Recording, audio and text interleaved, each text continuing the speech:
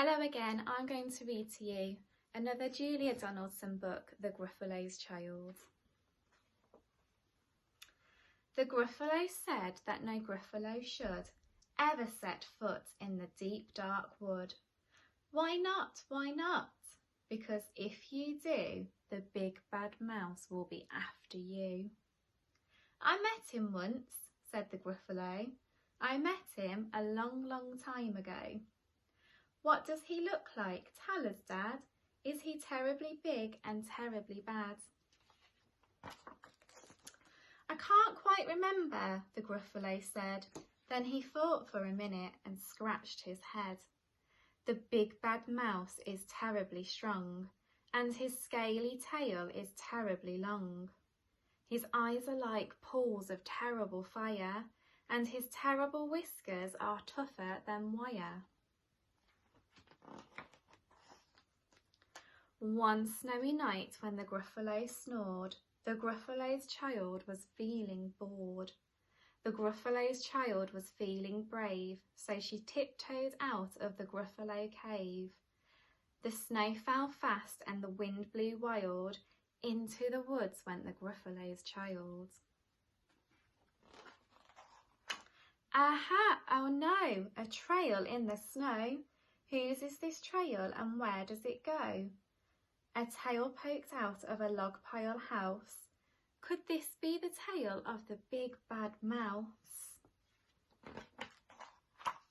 Out slid the creature. His eyes were small and he didn't have whiskers. No, none at all. You're not the mouse. Not I, said the snake. He's down by the lake eating Gruffalo cake. The snow fell fast and the wind blew wild. I'm not scared, said the Gruffalo's child. Aha! Oh no! Marks in the snow. Whose are these claw marks? Where do they go? Two eyes gleamed out of a treetop house. Could these be the eyes of the big bad mouse? Down flew the creature. His tail was short and he didn't have whiskers of any sort. You're not the mouse. Twit-twoo, not I, but he's somewhere nearby eating Gruffalo pie. The snow fell fast and the wind blew wild. I'm not scared, said the Gruffalo's child. Aha! Oh no! A track in the snow. Whose is this track and where does it go? Whiskers at last and an underground house. Could this be the home of the big bad mouse? Out slunk the creature. His eyes weren't fiery, his tail wasn't scaly, his whiskers weren't wiry. You're not the mouse. Oh no, not me. He's under a tree drinking Gruffalo tea. It's all a trick, said the Gruffalo's child, as he sat on a stump where the snow laid piled. I don't believe in the big bad mouse. But here comes a little one out of his house. Not big, not bad, but a mouse at least. You'll taste good as a midnight feast. Wait, said the mouse. Before you eat, there's a friend of mine that you ought to meet. If you'll let me hop onto a hazel twig, I'll beckon my friend so bad and big.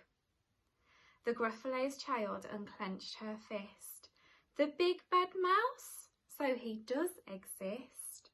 The mouse hopped onto the hazel tree. He beckoned, then said, just wait and see.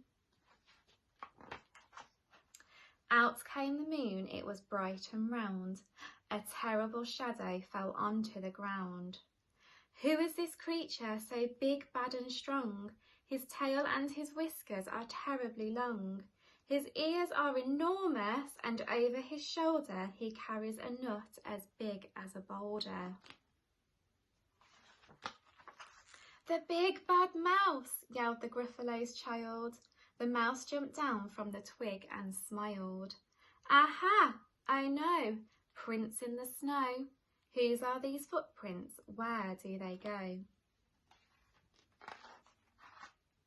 The footprints led to the Gruffalo's cave, where the Gruffalo's child was a bit less brave.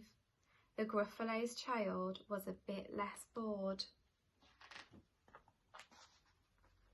And the Gruffalo's child snored and snored.